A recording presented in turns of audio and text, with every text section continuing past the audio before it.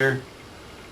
And in January of 1952, we were informed that a select group of us were going to go on a temporary duty to Camp Desert Rock, Nevada.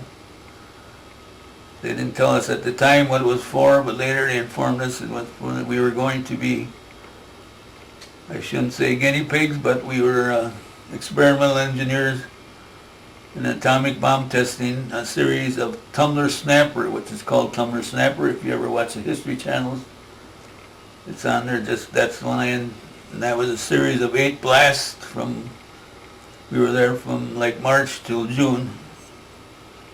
And I actually have proof of four film badges. The only reason they didn't have them for the other ones because they were short on. They had never had enough film badges to go around for everybody to see how much radiation. That's why I only have 4. I have a record of 4, which to the amount of radiation I received. That's the rest. They couldn't pick it up. So after that, and the biggest one that I remember was in April.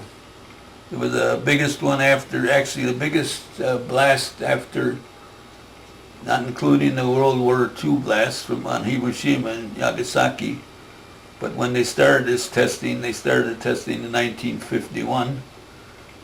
The one was a 30 kilotron blast, and we were 3 miles away. They marched us through prior to the explosion, then transported us back to the trenches 3 miles away. We were fortunate enough because the Marines were supposed to go before us, and they dug the trenches, but they were trenched out before the blast went good. So that was good. We didn't have to dig the trenches then. And on this blast, we were told to stay down and not get up. So when they dropped it, I was very fortunate that we stayed down because you could feel the heat on the first part of the blast. It consists of two cycles. The first cycle is the heat coming, and you could feel that.